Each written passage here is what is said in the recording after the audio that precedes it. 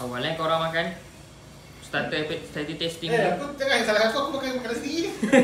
24 April, hari ni kami nak buat potluck saja, nak buat makan-makan ramai-ramai bersama satu syarikat termasuk office dengan production. Jadi inilah vlog kita kali ni.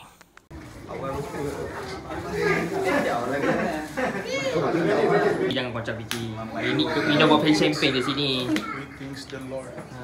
Praise the Lord. Astagfirullahaladzim. Dah prepare ucapan? Group tengok group.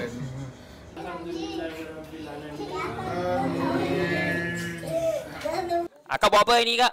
Roti jala. Rizky bawa roti jala. Roti jala dengan kari ayam. Kak Fauzi buat apa? Polak padu. Bukan polak. Koktel padu. Siap. Tukang rakam tak makannya je dah. Itu biasa. Dia macam event wedding. Orang lain makan, kita last. Itu je. Sisa tak apa. Tak apa. Kalian makan dulu. Faiz, jangan ambil banyak. Faiz. Aku nak makan Faiz. Sekarang. Sudah. Bang bawa apa hari ni, bang? Mihun goreng Mihun goreng, homemade.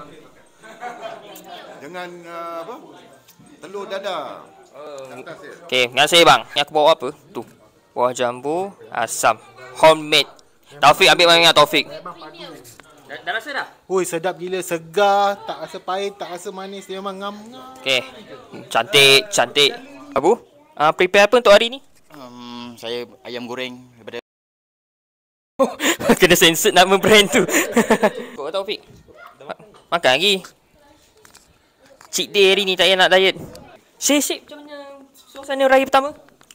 Raya pertama cakap macam mana agak sedih lah sebab kita banyak buat salah dengan mak ayah kan. So nak minta maaf. Duit raya bagi pun tak banyak. Rasanya cukup. Panjang sangat jawapan tu. kambing ni memang sedap. Semua orang dah makan. Tiba aku untuk makan. Nanti slow. Aku baru nak makan. Bawa ambil kat dia.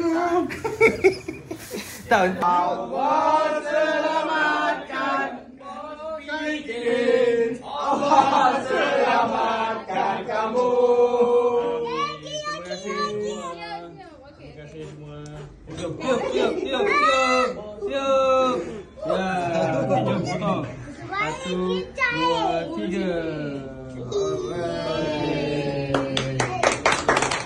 Apa Vicky? Hancur.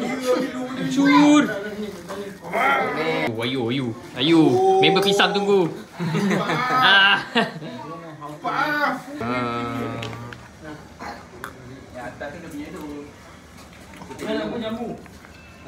Satu cawan je. Aku tak boleh minum lebih.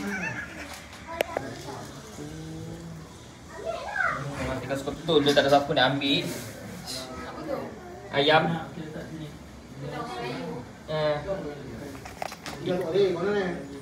Kita orang yang ambilkan rata ayam betul. Si diet. Last one. Okay, dah kita dah potluck raya. Tak terlambat lah, kita nak buat ucapan raya. Apa hal? Next video.